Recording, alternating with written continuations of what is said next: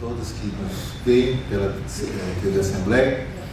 Eu queria inicialmente agradecer ao deputado Gianazza essa oportunidade, mais esta oportunidade que ele está dando para que a luta pela universidade pública, laica, gratuita e de qualidade aconteça e seja do conhecimento do povo paulista. Queria também lamentar a ausência da reitoria nesse momento, né? A reitoria da Unesp tinha a obrigação de designar, se o reitor não pudesse comparecer, que designasse algum representante que pudesse vir aqui e dizer algo para os professores substitutos que estão aqui e algo a respeito também da situação pelas quais as universidades estão passando. Eu queria começar colocando um quadro mais geral, que é o seguinte: desde a aprovação da PEC do Fim do Mundo, que foi iniciativa do governo Temer e que sequestrou recursos da educação, seguridade social, da ciência e tecnologia, consequentemente, né, da saúde, né, está se implantando no Brasil uma política bastante perversa de destruição do serviço público brasileiro, né? Então, essa política de destruição do serviço público brasileiro, que começa patrocinada pelo governo federal, ela está sendo repetida pelos estados. Aliás, no estado de São Paulo, especificamente, essa política de desmonte do serviço público já é uma política que se antecipou até a iniciativa devastadora do governo federal. No caso federal, o que está acontecendo? A reforma da Previdência, a reforma trabalhista, a lei de terceirização e, mais recentemente, além da reforma da Previdência, está tramitando no Congresso Nacional uma lei que permite a demissão de funcionários públicos estáveis caso eles sejam avaliados e tenham o que eles chamam de avaliação insuficiente. Com avaliação insuficiente, se essa lei passar, qualquer funcionário público poderá ser demitido do serviço público, ou seja, perde a estabilidade que nós temos no serviço público. Isso é gravíssimo, isso é mais um passo no sentido da destruição do serviço público brasileiro, e isso em todos os níveis, federal, estadual e municipal. A crise de financiamento que nós vivemos aqui nas 3 universidades públicas paulistas e no Centro Paula Souza é decorrência da aplicação de uma política semelhante a essa que o governo do Estado de São Paulo tem feito há décadas no Estado de São Paulo, né?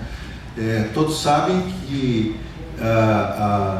as universidades públicas paulistas e o Centro Paula Souza têm sido utilizados de maneira eleitoreira, né, pelo atual governo estadual e pelos vários políticos do PSDB, do PMDB, enfim, que têm usado a criação, o aumento de campus e de cursos das nossas universidades do Centro Paula Souza como moeda de troca para que eles tenham prestígio nos seus nichos eleitorais e possam angariar votos e serem reeleitos novamente para representar a população do Estado de São Paulo aqui na Assembleia Legislativa. Infelizmente, os nossos reitores, ao longo do tempo, têm sido absolutamente subservientes às políticas que o governo estadual tem imposto às universidades, né? Os nossos reitores têm funcionado muito mais como prepostos do governador dentro da universidade do que como representantes da universidade no governo estadual, né? E isto, a consequência disso é a tragédia que as universidades estaduais paulistas e o Centro Paula Souza estão vivendo nesse momento. Na verdade, nós temos, desde 1995, a mesma dotação orçamentária, 9,57% do ICMS. Esse recurso, até os reitores recentemente reconheceram que não é suficiente para manter o custeio das nossas universidades e os nossos salários, né? No entanto, esse ano especificamente, o governo estadual desonerou, considerando este ano de 2016, de 2017 e 2016, houve uma desoneração de coisa da ordem de 15 bilhões de reais do ICMS. ou seja, ele é uma renúncia de arrecadação. Isso diminui o bolo de arrecadação do Estado, portanto diminui a quantidade de recursos que vem para os serviços públicos, inclusive para as universidades e para o Centro Paula Souza.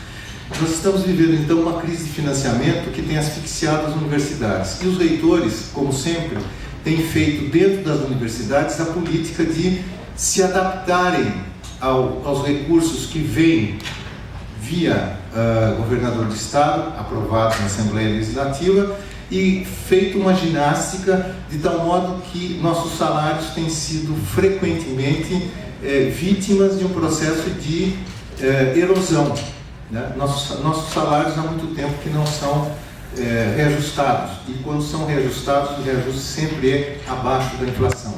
Né? O que significa que nós estamos sofrendo um processo de empobrecimento generalizado. Né? Nas nossas universidades não há mais contratação de docentes nem de servidores técnico-administrativos, por, alegadamente, pelos reitores, falta de recursos para isso, e também as verbas para manutenção dos estudantes nas universidades, para as graduações, enfim, para tudo que é necessário para as universidades tem diminuído. Uma das coisas que tem sido feita pelos reitores aliás, violando uma própria portaria de reitores anteriores, é a contratação inflacionária de professores substitutos. Uma contratação inflacionária, hoje nós temos cerca de 300 professores substitutos contratados na Unesp e cerca de também 260, 270 professores bolsistas. Né? Isso significa o quê? Isso significa que a Unesp está abrindo mão de contratar esses docentes que hoje são contratados como substitutos, né, como professores estatutários em período integral e dedicação exclusiva para a universidade. E isso faz o quê? Faz com que o trabalho, que já é precarizado, de todos os docentes e servidores técnico-administrativos, tenha uma carga ainda maior de precarização, ainda mais perversa de precarização, quando se trata de professores substitutos. E mais recentemente, como se não bastasse tudo isso que foi feito até agora, a reitoria da universidade houve por bem sequestrar parte do Vale Alimentação dos professores substitutos. Professor substituto de 24 horas receberá, segundo essa portaria, metade do Vale Alimentação, e professores substitutos com 12 horas, um quarto do Vale Alimentação. Evidentemente se trata de uma iniciativa deletéria, não só para o trabalho dos professores substitutos, mas para os fins da universidade, né? E reconhecendo isso e a chamada que nos foi feita pelos professores substitutos, a Unesp tomou suas providências, entrou com ação na justiça, né? Tentando recompor o Vale Alimentação dos professores substitutos, né? Tentando anular os efeitos desta portaria nefasta, né? E também estabelecemos conversas com a reitoria. Né? Na primeira conversa com a reitoria, a justificativa foi que isso poderia significar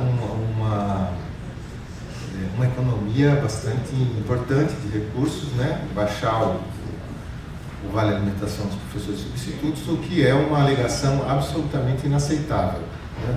E até agora não houve, embora tenha conversado, a Unesp tenha conversado com o reitor também disposto, ele eventualmente se dispôs a reestudar, etc., mas até agora não aconteceu nada. Então, a situação que nós estamos agora em relação a esses professores super precarizados, né, é que eles continuam sendo penalizados pelo sequestro do seu Vale Alimentação. Agora eu queria passar a palavra aos outros colegas que vão detalhar melhor essas questões que eu estou colocando.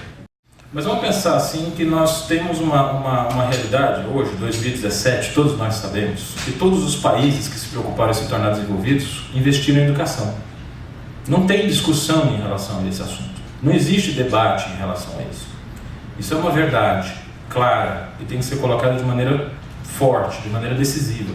Nenhum país que se pretendeu se tornar desenvolvido, mesmo na área de tecnologia, deixou de fazer investimentos pesados na área da educação. A gente tem que dizer claramente, se ele instituir o Vale Alimentação em dobro para nós, não vai fazer nenhuma diferença. porque as condições de trabalho continuam precarizadas. A gente tem que se lembrar que os professores substitutos recebem a média de 1/5 do piso salarial dos professores. Tá? Então, nessas condições, nós somos intimados a trabalhar como os professores efetivos, em equivalência de carga horária, em equivalência de competência, de competência intelectual, com a necessidade de nos reciclarmos, de nos atualizarmos, de apresentar trabalhos em congresso, de produzir pesquisa, de monitorar projetos de extensão universitária. Então, as atribuições dos professores substitutos são exatamente idênticas às dos efetivos. É uma questão que precisa ser tratada com uma urgência absoluta. E acho particularmente importante a gente registrar as ausências, certo? Eu acho que temos que pegar esse microfone e perguntar numa boa por que o reitor da Unesp não está aqui nesse dia de discussão importante. Qual o problema, reitor? O senhor vir aqui conversar com a gente? Se há uma justificativa para tantos cortes, se está tão justificado do ponto de vista financeiro, por que é que ele não está aqui para nos explicar? Vim conversar com a gente, aqui é um espaço público e a Unesp é pública. E ele está presidindo nesse momento o CRUESP. E o reitor não veio, ele não mandou o vice-reitor, ele não mandou nenhum dos 4 pró-reitores, ele não mandou o chefe de gabinete, ele não mandou um representante de algum chefe de gabinete ou de algum pró-reitor, ele não mandou ninguém de nenhum staff reitoral que poderia estar aqui, pelo menos por respeito à nossa demanda. A gente só pede respeito.